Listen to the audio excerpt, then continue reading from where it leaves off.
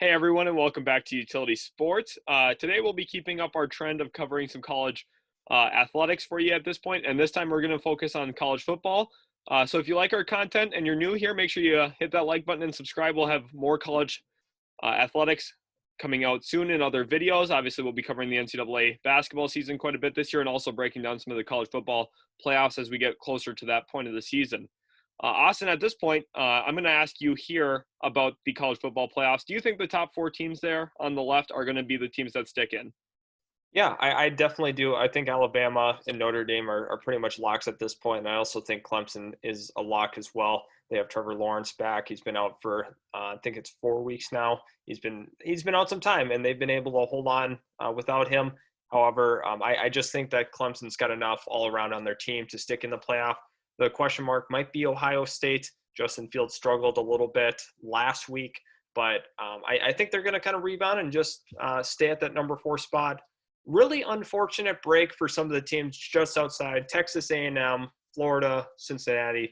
In particular, Cincinnati, who I think they're 8-0 right now. They just had their game canceled this week. They were going to play the 1-6 Temple Owls, but obviously that did not work out. So that would have been another win for them to propel them to 9-0. And it's really hard to keep a 9-0 squad out of the college football playoff. So that might have put some pressure on the committee to make a decision. Can we keep a 9-0 team out? So to be quite honest with you, I think if they would have played this week, it's very possible that they could have slid into that 4 spot. But at this point, I don't know if it's realistic to see Cincinnati jump up there. Yeah, definitely. You're looking at those top four then, where we'd have Alabama against Ohio State in the first round and Notre Dame against Clemson. Obviously, Trevor Lawrence could be playing for his third straight national title appearance. Obviously, won it his freshman season and then lost to Joe Burrow and LSU last year. Do you think that Lawrence will be returning to the college football title game? I think he has what it takes to make it back, and I think that Clemson team has a lot of continuity. Dabo Sweeney is a great coach, and he knows how to coach his players up.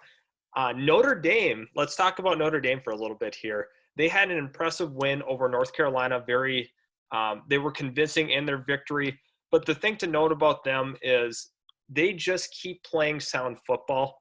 Obviously, they had knocked off Clemson earlier, so that was their Clemson's sole loss. But Notre Dame's a tough football team. Brian Kelly's done a great job with that program. He's got them number 2 in the nation, kind of restored to glory a little bit. We've seen some ups and downs from Notre Dame over the past couple of years, but they are Notre Dame football and they're back. So honestly, you'd love to see it if you're a college football fan, the traditional Notre Dame. But I think we can see Trevor Lawrence and Clemson reaching that national title game again. Definitely. And then looking at the one seed here, Alabama, obviously a team with quite prestigious success over the last decade and a half or so now at this point, it seems like. Do you see Alabama being victorious all the way through this year? Or do you think that they'll run into some hiccups in the college football playoffs? Yeah, I think it's kind of tough. Jalen Waddle destroyed his ankle, so we are not going to be seeing him for the Alabama Crimson Tide. Mac Jones has been a pleasant surprise for this college football team. Honestly, I think that he's going to propel himself into the first round of the NFL draft with how he's played. Honestly, I think that Alabama can win it all. Again, a Nick Saban-led team is hard to pick against. However, Clemson has had their number in the past a little bit. So I would say that it's going to be an Alabama and Clemson national championship. I'm actually going to pick Clemson in that, just considering the quarterback situation. I think Trevor Lawrence is much better than Mac Jones. But it's a tough call there. Clemson obviously lost last year. They're going to be hungry. They're going to be back. They've had a lot of COVID issues throughout the year, but so is every other college football team. So that for my predictions right now, this could change, but I think Clemson can win it all. Perfect. And jumping outside of the top four now here onto some of the other programs, we're looking at Miami at 10 here.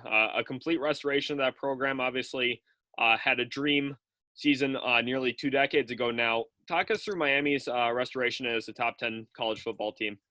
Yeah, I think a lot of it is actually, it can be predicated on their past and their history. Obviously, a lot of success. They've had a lot of NFL talent. Over the last couple of years, they've actually had, I think, the second most draft picks selected in the NFL draft. They just know how to produce pro athletes. Manny Diaz has done a pretty good job kind of turning it around. They've had some coaching turnover, but Manny Diaz has done a pretty good job. But the big thing for Miami, the big reason they had made the jump was getting De'Ara King from University of Houston on the transfer. That's a game-changing player, and obviously that reflects their ranking because Miami struggled in the last couple of years. They've had a lot of turnover. They had brought in Tate Martell thinking that they had that five-star quarterback that was going to lead them. He moves to wide receiver. He opts out this year. He's had a lot of issues since transferring. I just don't think he was going to be the answer at all. Honestly, I was really excited for them when they had first got him, but honestly, it did not work out. However, they recovered very nicely. They've had a bunch of quarterbacks in and out of that quarterback position. So honestly, getting some stability with De'Ara King was phenomenal for them. But I really like where Miami's going. Manny Diaz has done really well in the recruiting classes. So Miami's in the right direction for sure. Yeah, like you said, with Miami producing a lot of NFL talent. And for those of you interested in NFL talent and NFL drafts, every Monday we release an NFL mock draft. And this year we've had a couple University of Miami players going in the first round. So if you want to keep up with that, make sure you hit that subscribe button and hit the bell to be notified every time we post a new video. Mock drafts come out on Mondays consistently for the last 3 weeks now, and we'll continue to do so as the NFL season goes on.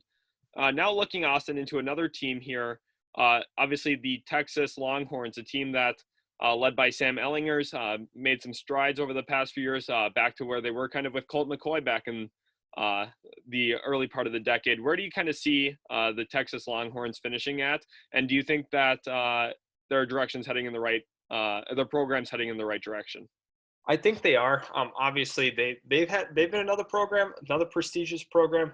They've had some issues, but the big L came this weekend when they played Iowa State. Iowa State is a team that Texas is normally able to kind of walk over, but they've been a really, really tough football team. One of their players said it best: it's hard over the recruiting number, because a lot of those Texas recruits are highly recruited players. Iowa State, not the same. However, Iowa State was able to edge them out 23-20, and they ended up putting up 10 points in the fourth quarter to put them over the top. So really, really great job by Iowa State. And I think they've played themselves, honestly, into a Big 12 championship position. I don't think mathematically there's a way that they can actually fall out of that. So congrats to Iowa State. But the big question becomes for Tom Herman and Texas, where do you go from here? Sam Ellinger is going to be gone. I know they just picked up a big-time recruit at the quarterback position. But honestly, I like the direction Texas is going, but that's really unfortunate that you fall to Iowa State. That's one you cannot lose if you are Texas. Getting back to that Big 12 championship versus not, it's a huge difference in terms of pitching to a recruit. I'm going to be honest, I think they kind of choked that one away. Yeah, definitely looking at Texas, a team that their head coach has been on the hot seat quite a bit this year, especially following a loss to TCU earlier in the season, losing that in-state battle game. And now looking at another surprise team this year, we've got Tulsa at 25. Obviously a team we don't generally see up in the top 25. Austin, walk us through Tulsa a little bit and their surprise season. So a big thing to mention about Tulsa here is they had an opportunity to even get further up the rankings. They were scheduled to play Houston this week. That one got postponed. That's a game where Houston was coming in at 3-3. We could have definitely saw another Tulsa win. But the Golden Hurricanes are a team that we have not seen in the top 25 since 2008. I just saw that the other day. Pretty incredible story for them. You have three teams now in Oklahoma that are ranked, because you got Oklahoma State, and Tulsa. Tulsa's always been the little brother to the two big dogs in the state. So really big pull for Oklahoma. Once again, another win that they have Tulsa in the top 25. So that's one of the big stories. But my biggest story from this college football weekend so far has been the Oregon State and Oregon game. Oregon has absolutely owned Oregon State over the last couple of matchups.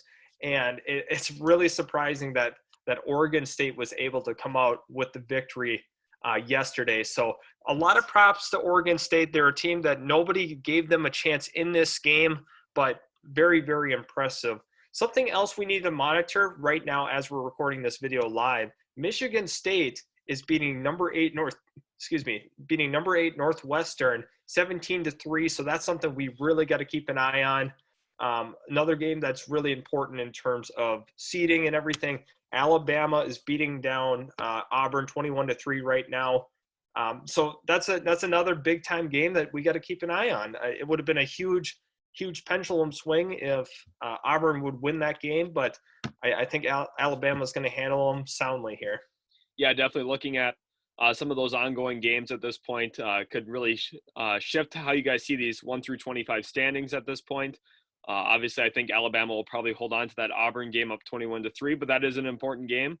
And Austin, one final question before we end this video here. Outside of the SEC, what is the strongest conference based on play this year, in your opinion?